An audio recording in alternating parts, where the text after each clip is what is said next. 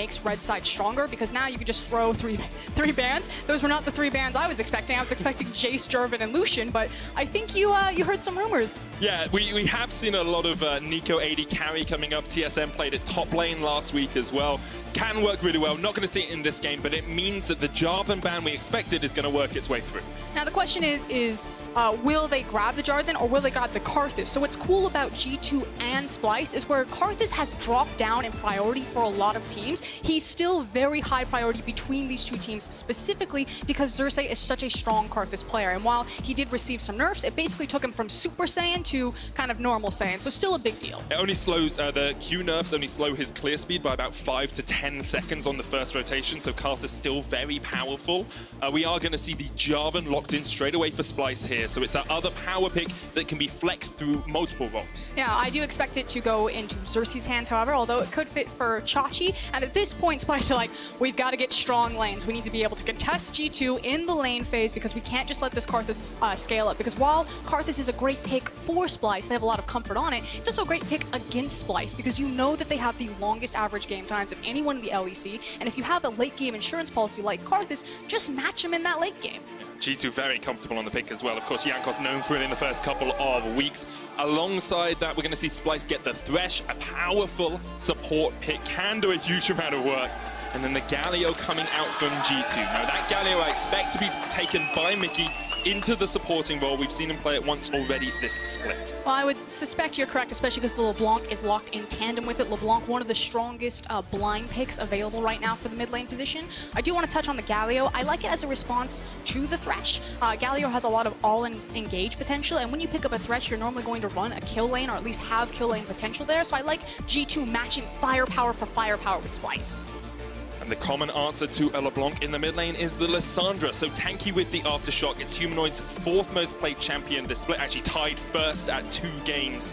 And he's won both times he's played it as well. So a comfort pick for the rookie mid coming out from Splyce. We're still starting to see a lot of mix-up here. You know, a Kalista being leveraged as a ban against G2 eSports. We saw Kalista played this morning against Griffin versus SKT, but not a lot of teams outside of Misfits in the LEC will reach for that Kalista. And Kalista's one of those picks that as an AD carry you want to put a lot of time into. It's kind of like learning an entirely new style of marksman. So surprised to see it banned against Perks when he can't have put as many hours in as some of our traditional AD carries. Yeah, and with the Kalista, the Draven, and the Lucian band, is kind of what does Perks grab to be aggressive with this Galio lane. Now, things like the Kai'Sa still stand out, the Sivir, the Tristana, so there's still a wealth of options.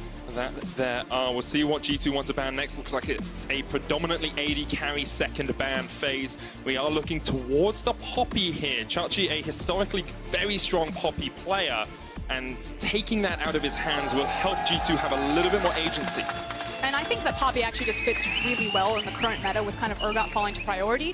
She can be blind picked fairly easily. She can slot into a lot of different compositions. And speaking of blind picks, the big pick that did make its way all through this draft phase is the Aurelia. And I know that G2 love to blind the Aurelia because they feel so confident in the power of the pick.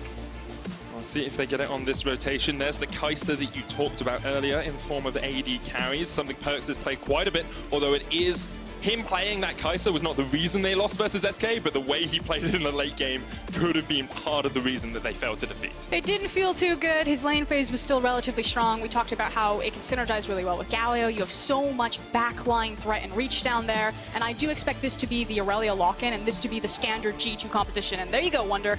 Yep, there is the Aurelia for the top lane. Good predictions on the day. Frost now. We'll see where Splyce decide to round out their composition. Could be top, could be mid, could be jungle. So of course with that Jarvan, still a very flexible pick, but I like having the top lane counter pick for last here for Splyce.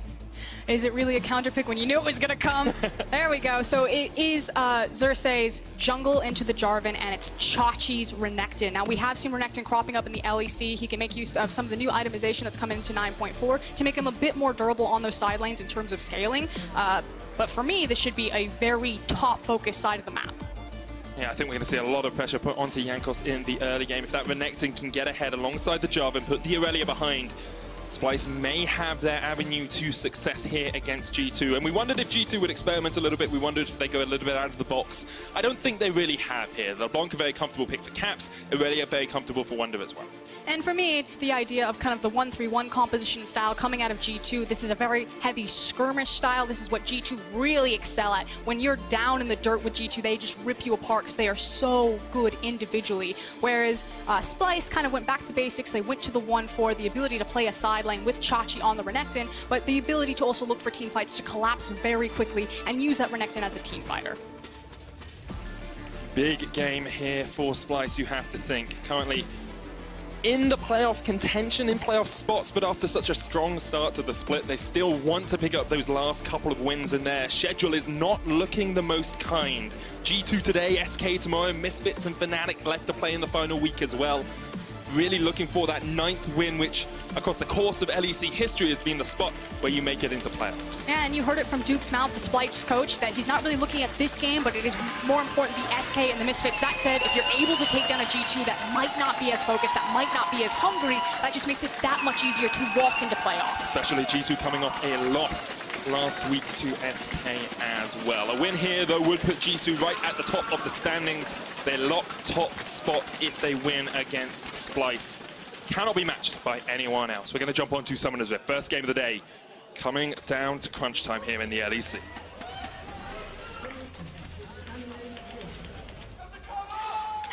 Crowd actually packed house today. Yeah.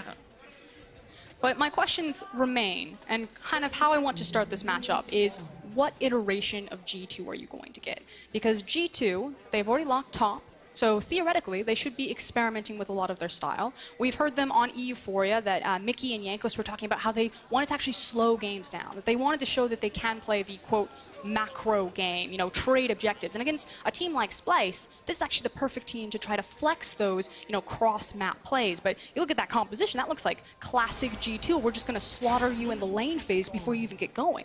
Look for those skirmishes as well. As you said, Splyce, one of the slowest game time in the LEC at just under 37 minutes, while as G2 have demolished their opposition very rapidly on average. In terms of scaling, both teams pretty well set, you have to think. You know, Sivir into Kai'Sa, both AD carries very strong in the late game. Lissandra, a team fighting demon when she can get into the right positions. Maybe a little bit of weakness from the Renekton in that top lane for Splyce. But it's also very different on how these teams will execute on team fights. You have so much zone control from Splyce's composition between the Renekton, the Jarvan, as well as the Lissandra, that it's really easy for Kobbe just to throw out very safe Ws and see what ricochets he gets. So we know that Splyce have the ability to team fight. The analyst has asked it, can they actually survive to get to that stage in the game? So again, if you're going to play early game, I'm expecting them to give a lot of attention to Chachi. This is a matchup that can be extremely volatile, and it needs to swing one way or the other for them. You can see Wonder giving that respect across already.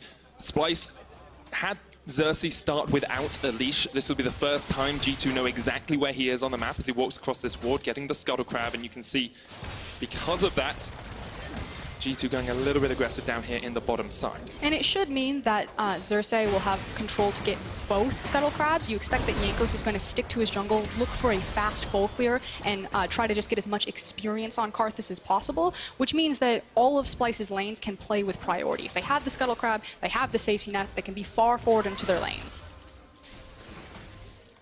You can see actually as well, Chachi came down and placed a ward towards the blue buff of G2, meaning they can spot Jankos on any of these rotations. They know he's cleared his top side jungle now and will be moving down towards the bottom side of the map. Gives a little bit more freedom for Splyce to play around the top side, try and get that Renekton ahead, try and put Wonder behind. It's also dodging kind of the one big danger window of Karthus, which is that level 4 gank. So we see it time and time again. Once he has access to Wall of Pain, he just rocks up into a lane and can walk you down. So knowing that Karthus is on the bottom side of the lane, you see that Kobbe and Norscaron, they were pushed in, now they've fallen back. And I really enjoy talking about the bottom lane, but it looks like Splyce is still setting up towards this top side of the map. Wonder has not placed a ward. Here comes Xerxes looking for the first gank, not going to go in as Wonder comes down and will place that ward. Makes it very hard now for Xerxes to get a good path into that lane. And I think there's a little bit of fear here from Xerxes. They didn't have perfect knowledge about where Jankos was on the Karthus because they didn't spot him. They knew he had been on the bottom side of the map, but they don't know how quickly he had done Krugs when he had made his back reset. And you can see that Jankos immediately following paths up to the top side. So you see Wunder approach a bush like that, and you're like, Xerxes is going to go for it. They've got him perfectly. But because he didn't know where Karthus was, he played it safe and went back to farm his jungle. I actually really like this path from Jankos because it's the idea that you can counter gank while still getting an optimal clear of your jungle. He's filled out his entire bottom side jungle, got all of his camps, and then still been there in time in case Xerxes was coming for a gank. Yeah, and the invisible read was wide on for Xerxes.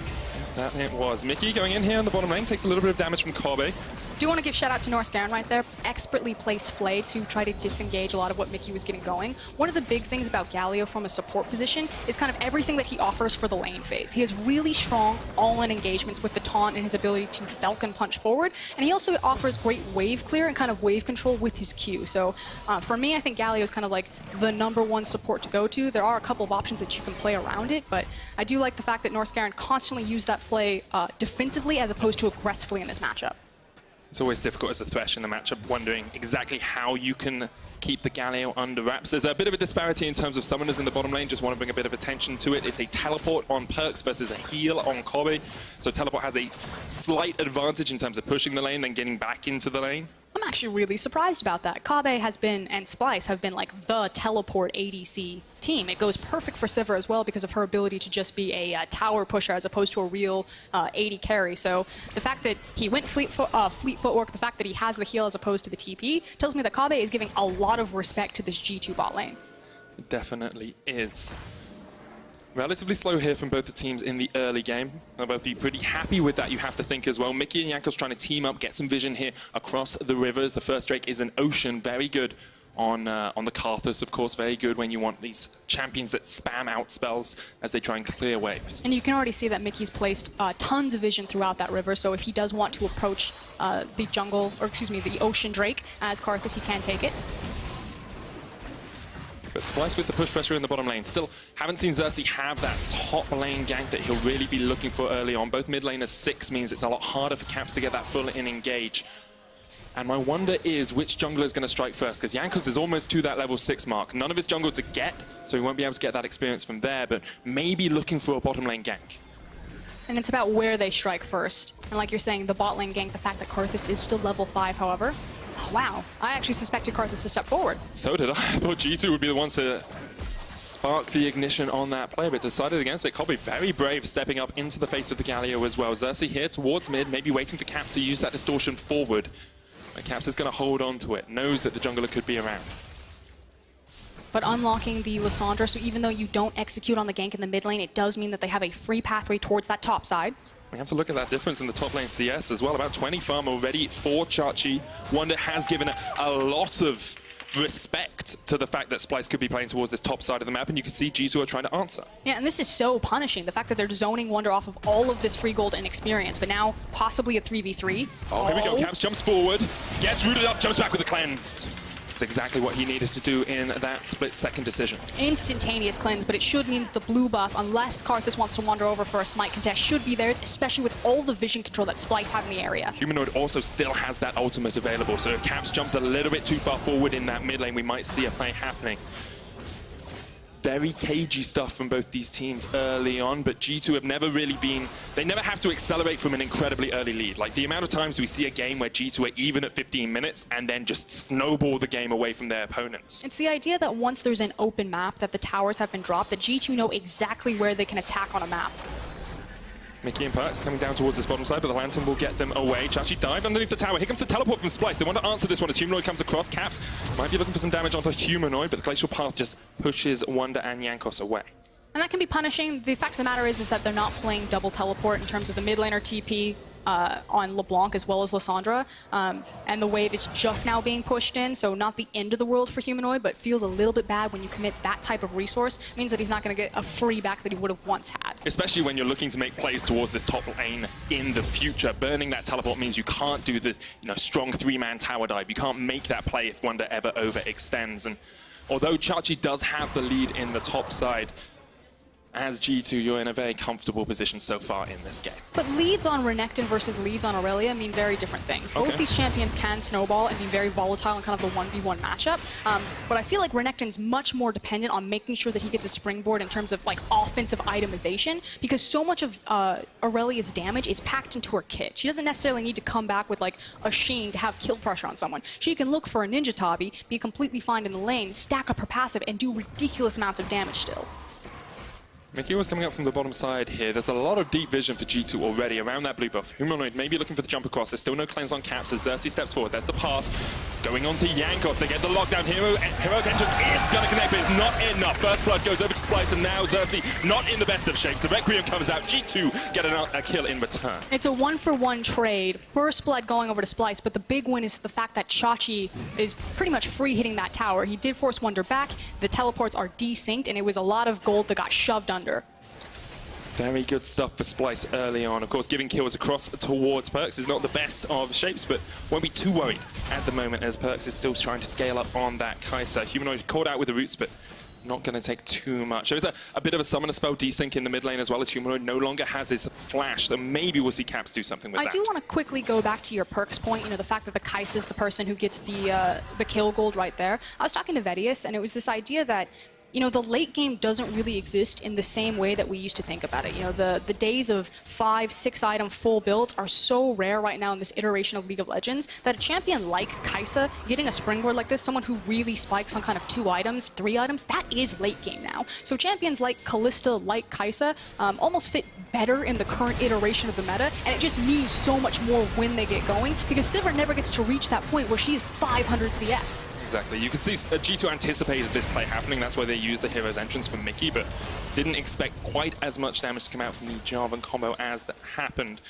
Ocean Drake here started by Xerxes. It's going to be a smite fight. Jankos coming across, and because G2 are quicker to react, as an Ocean Drake just gifted over to our top team in the league. Yeah, actually a mistake from Xerxes. Maybe he thought that he could try to sneak it. I'd have to see what happened before the replay, but he doesn't have priority in mid or bot lane. G2 have the push priority there, so it was fairly free for Jankos to rock up to that dragon and take it back.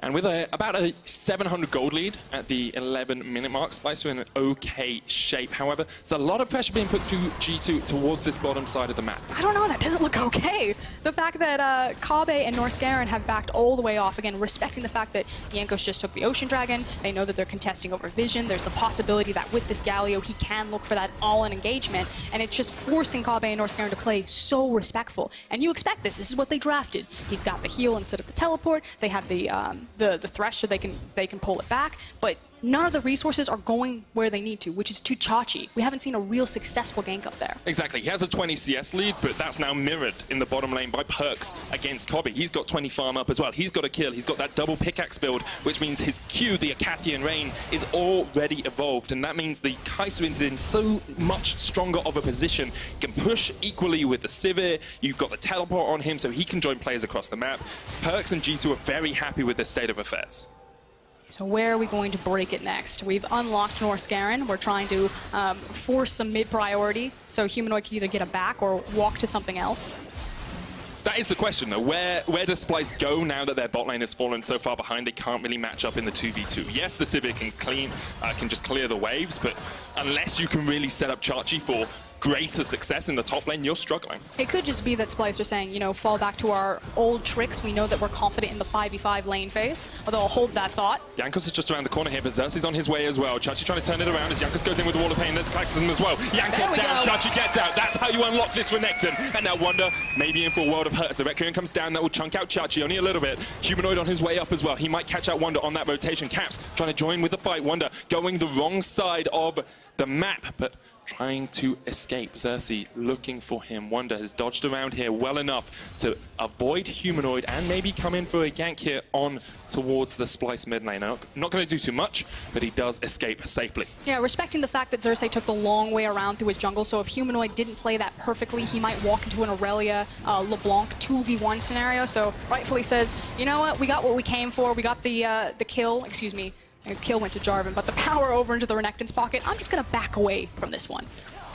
Makes a lot of sense. Let's have a quick look at these first completed items. You've got Skirmisher Saber with the Cinderhulk enchant on Xerxes, not going full damage on this Jarvan. And we've seen this over in the LPL as well as the LCK. There's a bit more flexibility of playing Cinderhulk versus Warriors enchant. I feel like this fits to Splyce's identity, and again, that idea of let's just fall back to our old tricks. We know that we're a strong 5v5 team. We still have a great 1-4, 5v5 style of composition.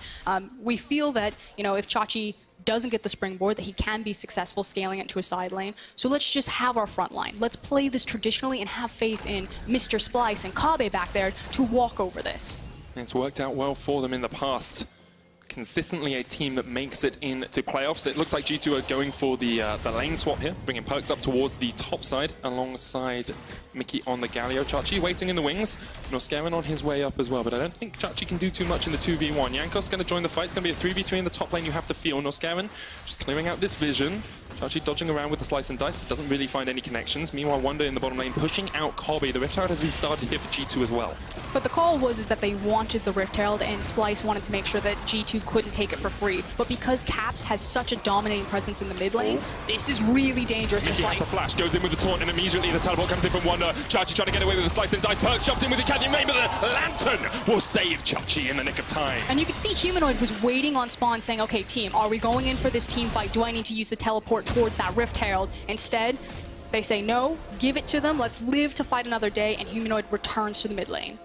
Really good stuff there from Splyce to escape, but you wonder, did Chachi need to be that far out of position? He's now burnt his flash, gives him less pressure in the lane. Rift Herald's used mid by G2. They're controlling this top side of the map. Humanoid jumps in. They're looking for the engage. Lantern lands. Hero's entrance will come out, but already one down. Rift Herald is the target now for Splyce. They don't want that to get a charge off. It will get one in, but it does not take the tower, and that is a win for Splyce. Yeah, and the only unfortunate thing for Splyce here is that they don't have a minion wave behind them. They can't immediately turn that pick to try to force an objective going down, whereas G2, they chunk out the mid lane with the Rift Herald. They chunk out the top lane. So while Splyce picked up the kill, I still think that's a win for G2.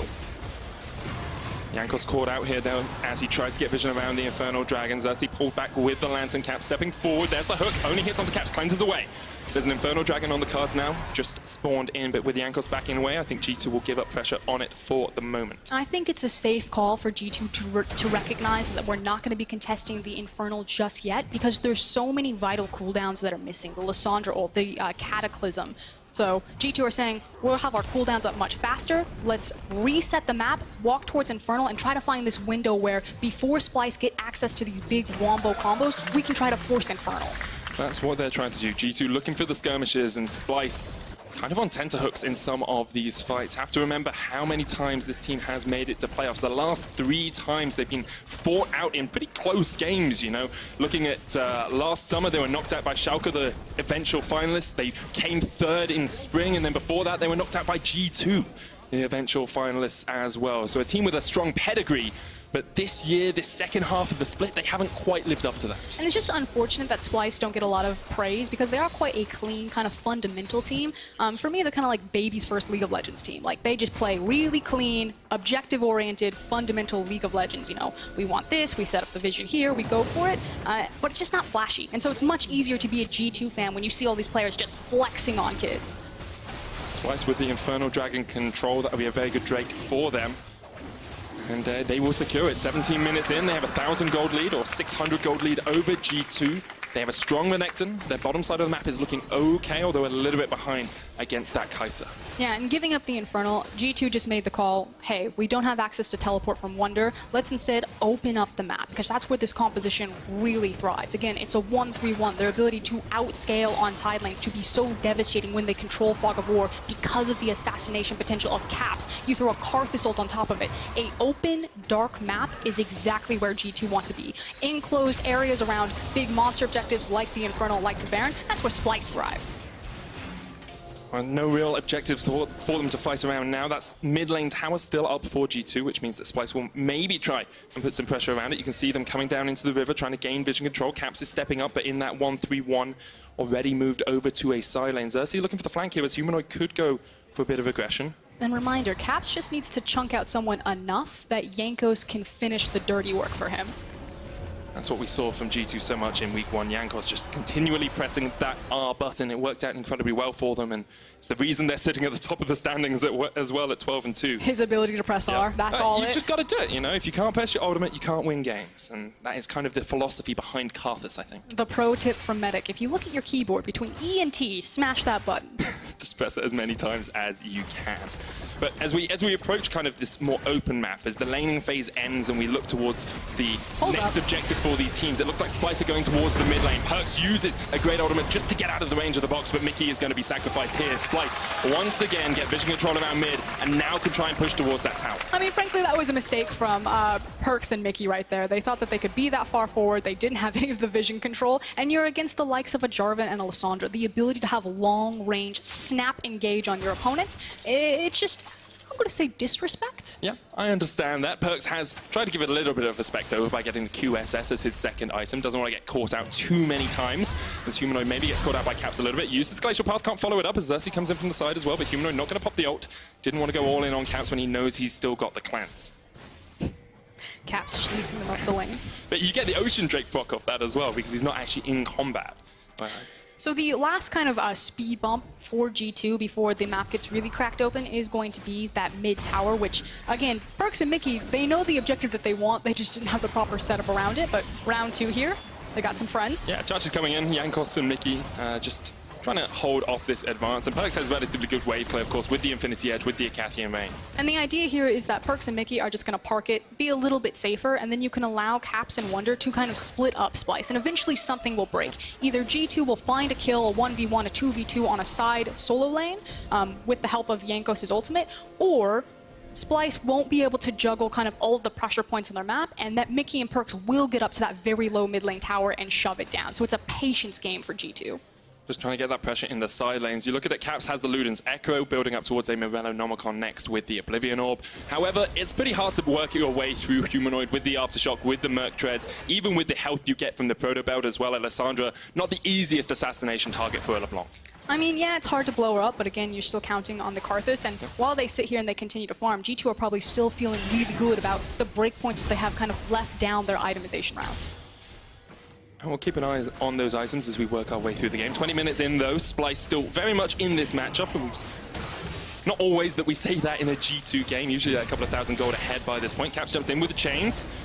Just jumps away as well. And the smite comes down. Humanoid secures the blue and not too much going on. But you can see the nuisance that Caps can be in this side lane. Wonder having time to farm up as well has meant that he's hit the Trinity Force against a Spear of Sojourn and the Black Cleaver, though, on the side of Church. And this is kind of the standard build that's coming out of Renekton. I feel like it does give him a bit more power, whereas Renekton would kind of fall off a cliff previously.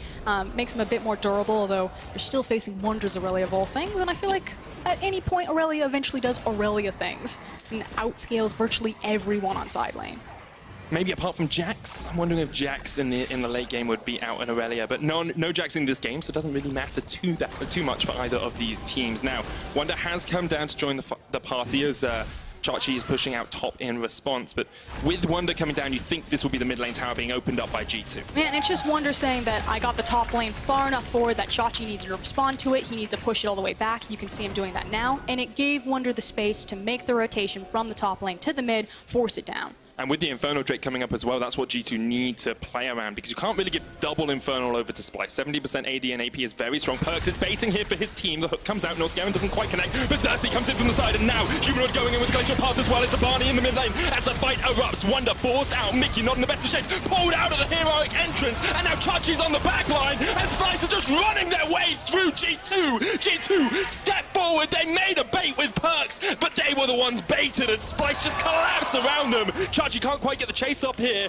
looking for the final slice and dice, looking for that connection, but he's not quite close enough, and Perkz is just going to run away with a supercharge. Chachi now in all kinds of hurt, trying to get towards the lantern, caught out with the flawless duet, still healthy enough, he gets to the lantern. Caps though might jump across the wall onto Chachi, the Inferno Drake goes down, Caps going in with a distortion, oh, he misses the chains, and Chachi gets the hell out of there. Teleport coming in now from Perkz as he tries to join the fight once again, but he's going to push the mid lane. Caps jumping forward, Humanoid waiting in the bush, and Caps will go back. Oh, I don't know who is more bravado right there. The fact that Chachi dived all the way towards the inhib tower to try to pick up Perks, or that Perks ran out of that bush is like, I bet I can dodge this Destin. Just to be fair, he did, but to quote the LCS, that's a team fight comp, and they just got smashed in the team fight. Oh, Splyce finally showing how their teamfight comp can work. They're about 700 gold ahead, but a second Infernal Dragon, when you have a Sivir, when you have a Renekton, when you have Alessandra, just gives you so much more impetus to take those teamfights later on. And it just means that the power that GT would have had in these side lanes with the LeBlanc and the Aurelia can mean that much less. As we take another look at this, I cannot believe Perks was so bold. It's something that I do love about G2, that he thought, I can just flex, I can make the dodge, but they didn't have the proper vision. The control wards set on the top of this brush mean that it's just free entry for Xerxes and Lissandra here. A fight like that deserves to be our Alienware big play. You can see Perks just running away, running away. Chachi just needed one slice, one dice, gets it afterwards, but wanted to use it to escape, and then just about gets away. You can see him trying to dodge away from that stun. Eventually gets to the Lantern. Caps unable to find the final chain that would have spelled Chachi's doom. MVP Blast Cone.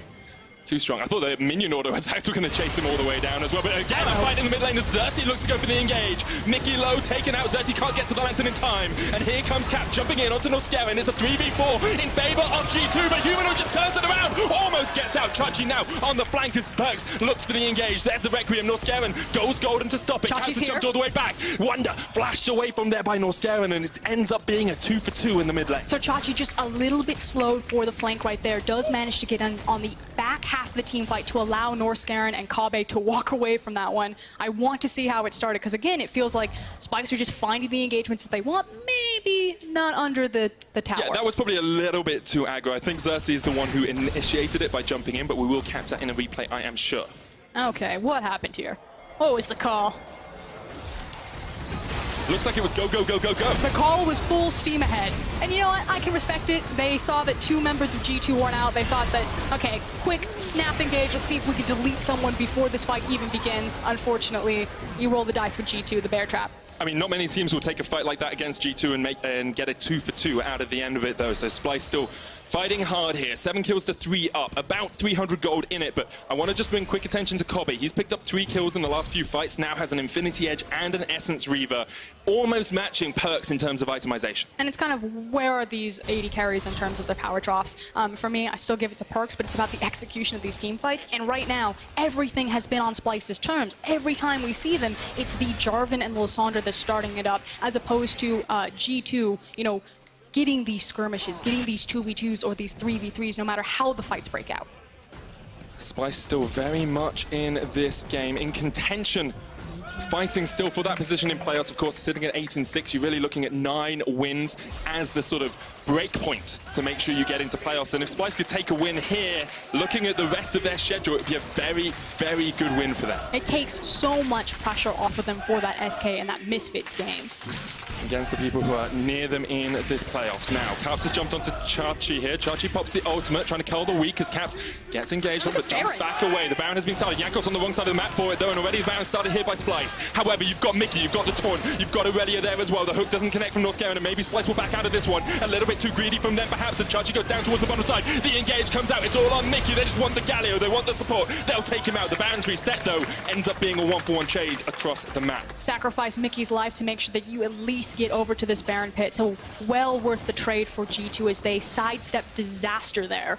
Could have been a monumental, pivotal moment in this game, but Splyce unable to sneak the Baron away, and now Caps once again in that side lane. Such a strong position. He's level 16, highest level in the game. I'm going to be honest here. You know, I came into this thinking, G2, they're just going to play with their food. They're going to rip Splyce apart. Splyce are not a team that like to attack teams in the lane phase. They like to play it slow, like to play it controlled. And G2, this is not them just necessarily experimenting or trying out a different style. This is them actually making pretty critical mistakes at key team fights, and Splyce capitalizing on that. That Infernal Drake fight really speaks volumes. So G2 definitely need to tighten it up if they don't want another SK performance. Definitely agree with you there. Of course, Splyce have to react properly. You have to make the reactive play appropriately if you want to make these catches.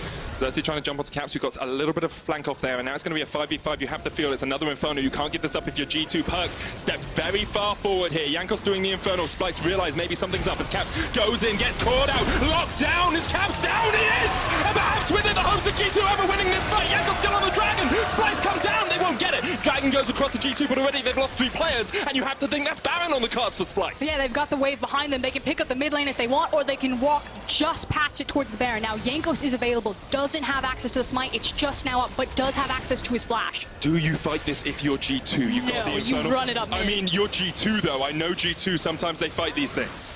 Okay, Chachi doing his due diligence. He's making sure that, okay, is Karthus going for this? Is Jankos going to try to use the Blast Cone over the wall? In fact, you also have Lissandra guarding it, so perfect setup from Splyce. A massive team fight that, again, G2 walked into blind, snap shut, taking the Baron. 3,000 gold lead now for Splyce, and let's watch Caps get caught out once again. He does not have cleanse because he used it in that fight bot lane. I'm going to say huge credit to Splyce's vision control this entire series so far. They've always had control wards, they're always fighting on their control wards, and it's the confidence of the vision denial to say that we can just blow this guy up and layer our CC.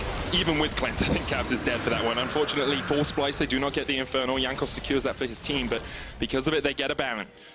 28 minutes in, and they are pushing G2 back. Now, that mid lane tower, you feel, has to be their first objective. A lot of standing gold on the map for them. You still got all 3 of those tier 2s. You still got this mid lane as well.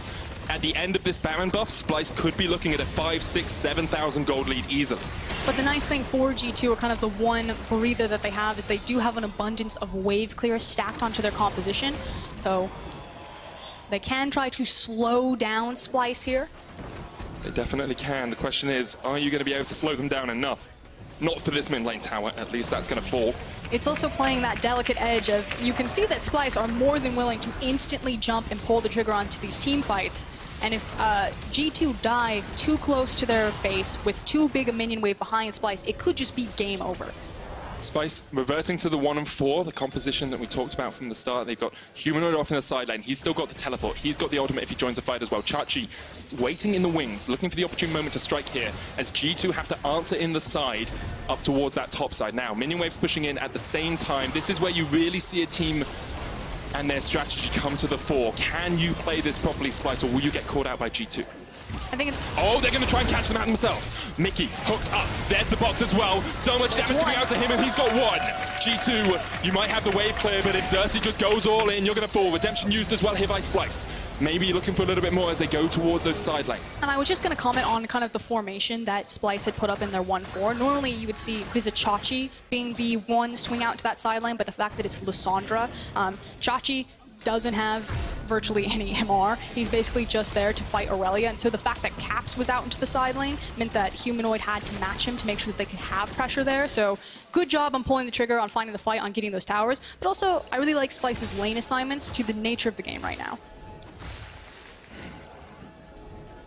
I need to take a breather. Never mind these players. How much tension must they be under in this I'm just game? excited for Splyce. Like, we say it every week. You know, Splyce, it's hard to hype them up. They're just kind of a boring team. They do the same thing every single time. But if it works and it puts wins on the board, why not take down the best team in the league? Exactly. If it works against the team that has been dominating everyone else, you must be doing something right. Splyce pushing in the side lane here with Chachi, but Caps, no MR, remember, on that Renekton. All of G2 coming down here. Can Splyce react quickly enough? He does have stopwatch. He's got stopwatch. There's a hero's entrance. Trying to slice some dice out. Will pop the ultimate. Cold the Weak coming out as well. Goes into stopwatch. Splyce, they just want to push mid. They just want to go for mid tower here. They will get the shutdown, but it's all 5 members of G2. The mid wave pushing in as the inhibitor has to be the target for Splyce. And that's why Chachi wasn't the guy on the sideline, why it was Humanoid, but it did buy them a lot of time to force this down. We'll see if they also turn it into an inhib or respect the flank potential, because here comes G2. Caps totally behind Splyce right now, but he's not going to be able to make any catches out. Wonder still pushing down towards the bottom side as well.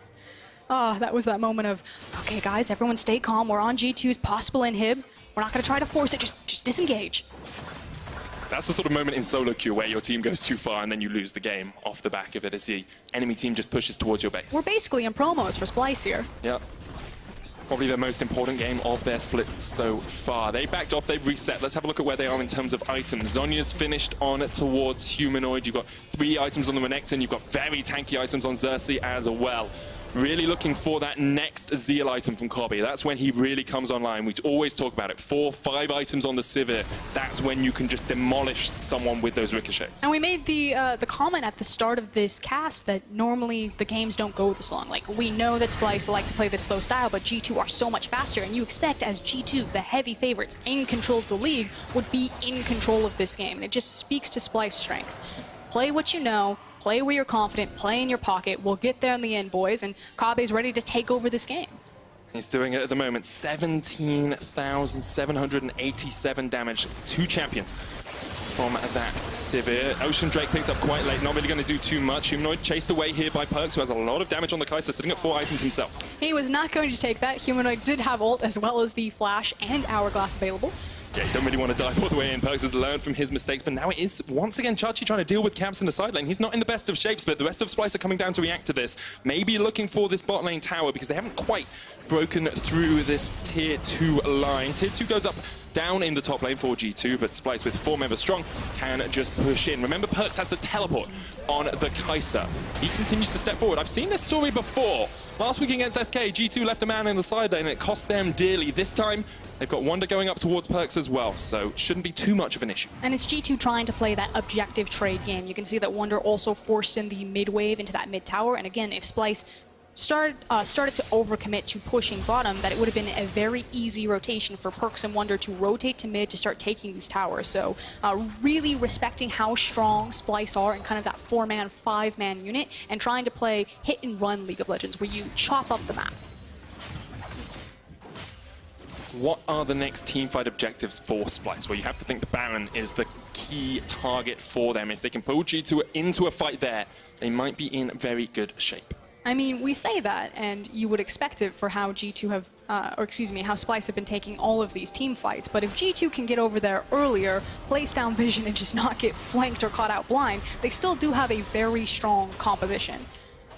Splyce trying to get this mid-wave pushed in so that they can go and deny some of the vision that G2's already set up. Mickey actually backs away, and you'll see Splyce now step forward as a group, hop on the hunt to make sure that they are in the best possible shapes. I think that was mostly for Humanoid, who was a little bit caught unawares. Oracle's lens was not used there from Xerxes. Could have been. Caps chunked out a little bit, but the Wall of Pain comes down. Humanoid going into the back line, trying to get Jankos. He flashes away. Hero Kindred's great hook on Caps. He cleanses. Now Splyce stepping forward. There's Cataclysm. Jankos forced off the backside of the fight, and Kobe just opening up. Boomerang, boomerang, boom to G2. Here comes the Requiem Dome, as it looks like Jankos is just in the right position to use it. Humanoid pops the stopwatch. Splyce get 1. And the only saver left alive for G2 here is going to be Caps. Can Caps and Wonder approach this Baron pick? Can they chunk out enough members to stop Splyce from picking up their second Baron of the game? Here comes the TP from Kai'Sa. Perks can get onto the back of this fight. You can see Chachi backing away. Still has the teleport though. Caps on the back line as G2 trying to start the fight in the river. Chachi there. Caps has the flank position. He's gone back. Need the teleport in soon because Caps just going to jump in. Surprise, says Caps. That's 2 down. A third to follow. And it's all on Kobe. He takes out 1. Chachi's on the break. Can Kobe get the boomerangs in? Can he turn it around for his team? The only man who's been on this team the whole time is Kobe. And it's a party for Splyce because they ripped through G2. Holy hell! That said, the Baron has been saved for G2. Huge play from both members. Caps making sure that they stop the Baron, maybe following it up again. Oh, almost landed the chains, but Chachi will get away just in the moment. What a fight from Kobe, though. What a moment to step up and be counted for your team. And the one time that Splyce actually lose vision control of an area, Caps manages to sneak into the darkened area. He's got flash still. He's got the chains as well, but Kobe still has the spell shield. 1 auto, 2 auto. Goodbye, Caps. Once again he goes down. That's a minute before the LeBlanc is back. And remember when I said that Sivir should never reach 6 items? When you have that much shutdown, 9, 0, and 5, Sivir is going to be 6 items. She is going to take over this game. So let's pull it back. Let's see what happened. G2 fans are rejoicing at this point. They're like, yes, we found it. You left it open, and we're going to rip this game wide open. Huge damage, but Kabe and Chachi managed to pull the fight back. Sivir is doing so much damage at this point. She hits you once, it's gonna crit, and it's gonna kill you. Kobe 3-shot Perks in that fight. You could tell there's a little bit of malice in it as well. Splyce start up the Baron. Elder Dragon up in 50 seconds as Splyce, second Baron of the game, fully built Sivir. in the perfect spot to take down the #1 team here in the LEC. And at this point, G2 cannot fight Splyce. If it's a front-to-back fight, they automatically lose. So they're saying, how do we eat up as much map as possible? How do we find the pick, get into the backline, and delete Kabe? You're looking at probably the hero play from Caps and Jankos to delete this Sivir. You have to think if Splyce take this win, they go from being just a playoff contender to a contender for top 2 here in Europe.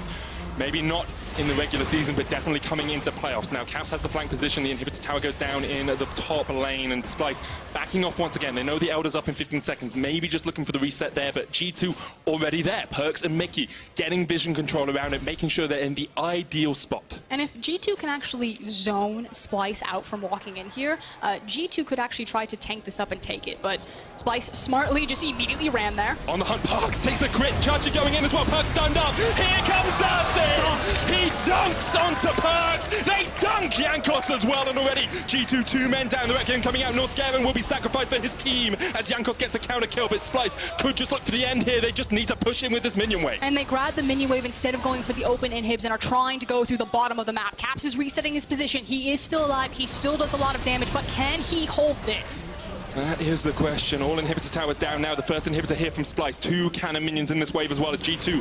3v4 trying to answer. Double talk comes out. Caps trying to jump off Kobe, but it just doesn't have the damage. Wonder does though. That's Kobe down. The shutdown. And maybe that's the fight that G2 needed. Caps will fall as well, but already G2 have 2. And now Chachi not in the best of spots as Mickey gets the taunt. Wonder looking for the chase. The slice and dice. Chachi will take him out. They turn it back around the stun. Is it enough? Is it enough? It's not the stopwatch. You can go golden all you freaking like, because Chachi will take you out for the triple. Best in the LEC, meet best in the late game. Splyce plant their feet. They finally have the confidence to push in, and they have now taken the bottom inhib of G2.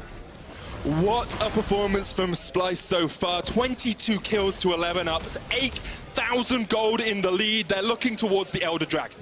Oh, just a crazy series of events. And here's the thing, I was like, finally, Splyce have the confidence. They're going to try to end the game, but G2 remind them, you don't have all of those massive cooldowns. You had used all of your ultimates in the beginning. We have the cooldown advantage. We can try to fight against the gold lead here. And you can see here, Chachi, Mickey thinks he's got him. Chachi's like, oh, I can turn this. I have my Fury up. Wonder goes golden for a second, but Chachi times it perfectly. Now, the Elder Dragon has been started here by Splyce down to 6,000 HP already. G2 have no way of answering this. This is a triple Dragon Elder, double Infernal Elder, more importantly here for Splyce. This is game for Splyce. This should be it. This is the nail in the coffin for G2. A team fight composition with battle stats galore on the Elder, double Infernal. There's no way they don't take it in. Ooh, last team fight you have to feel. Maybe a little bit of magic from Caps. We've called him miraculous in the past. Can he be that? Look at this from Kobe though. Going for the death dance. Who needs boots? Who needs boots? Kobe has the on the hunt, has the chase potential, just needs to be with his team now, has the death dance. Makes it so much harder for him to be burst down. And G2, it's a flank fight they need. And that's the key thing. It's making sure that Kabe has the defensive itemization, that's what we're going to call it, to survive the burst damage. All he needs to do is one W that gets off, a single auto attack, and he will rip through G2's front line. Caps with the flank, Kobe caught out, but Chachi's on a rampage! That's a very dead Karthus, back to death for you. The Requiem comes out, it's not going to do too much through the locket. And now Mickey needs a perfect engagement, he doesn't have the flash. Caps forced away to the top side of the fight as G2 just trying to lick their wounds a little bit in their own base. There's the redemption out from Splyce. They can reset, they can just wait for the minion waves to push in. And all of the wards placed around Splyce, making sure that Caps can't find an entrance to get into that back line. Splyce are staring down G2 right now. They're looking them in the eye. They say, you want to play in the late game? Well, the late game is our friend. Perks jumps away with the supercharge, but caught out. There's the hero's entrance as well. Chachi will go down, but he's still got the GA. Mickey going in for the engage. Can't quite get the damage off, but Collie can. Vanguard's edge comes out. Caps still unable to get a good flank position. The Frozen Tomb on Wonder. He's underneath his towers. Caps gets the shot down onto Chachi, but it's just not enough. Cobbie's still alive, and that's all you need if you're Splyce. Going for those Nexus towers as Wonder comes back out, but Cobbie sends him right back to the fountain. Splyce cleared it up. They stare down G2, and they will take down the top team in Europe.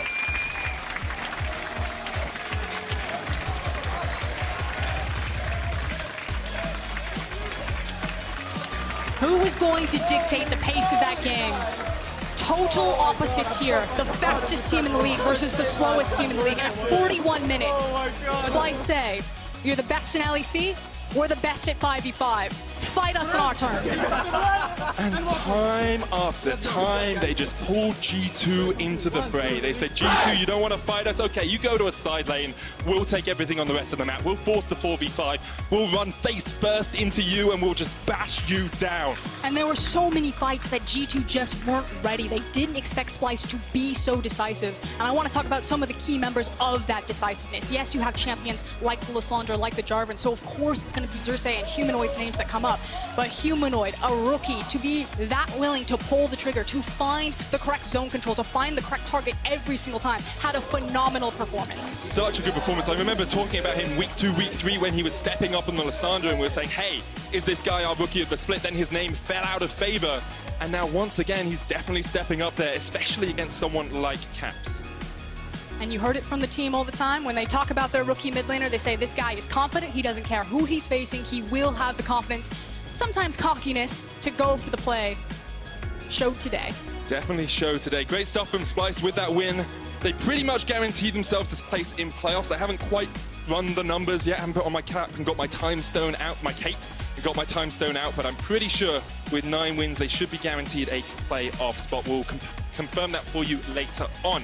G2, though, with a loss, mean they're not quite locked as the #1 dogs here in Europe. Still only locked top 2. Still have a road to Rotterdam. Still one of the best teams in the league, but a loss like this will be disappointing. And the questions are, was this G2 at top 4? Or top form. I'm gonna say no, just hesitantly. I don't want to take away from Splyce's victory. Very well earned, makes their playoff road that much easier, but this still didn't feel like the vicious G2 that we expect to see. Not at all. It felt like they were just willing to play to the beat of someone else's drum. We're going to have a look at some of the key fights there for Splyce because it was just fight after fight after fight. They kept finding good fights on their terms. And it was the fact that G2 just looked completely unready for all of these fights. And yeah, you have so many hard engage tools, but you have to expect that. You need to respect your opponent and respect the power of their composition. You definitely do, and you can see like the willingness to go for the fights. This fight was very much dictated by the fact that G2 had let those double Infernos go down earlier, so they had to fight around it. And then this moment, Kobe being able to get away, not dying, the ricochets start coming out, he does so much work. No lie, as soon as I saw the front half of that fight, I'm like, oh no, it's G2, done. They've done it again. There's no way that Splyce come back from this, but Kobe plants his feet, and not just Kobe, but visit Chachi. Chachi had such an incredible game on that Renekton. I feel like you can grab any player that you want. They're all deserving of an MVP or a player of the game. I don't know where I would put it. I think it has to be Chachi, personally. Okay, well, you're going to be Tell a little me bit where it disappointed because if you thought Xerxes, Kobe, or Norscaron had a strong performance, you can vote for them as key player of the games at LoL eSports. Chachi's not there? Yeah, I mean, Chachi had a great performance, but the people behind the scenes decided against it, and I'm trying to think of a reason they would have done that. We're gonna say that everyone else had better performances. All of Splyce played incredibly well. I'm literally about to walk backstage and just slam someone. It's fine. I'm glad I'm not backstage. For more on Splyce's win, here's Frankie with their support. Hello, yes indeed.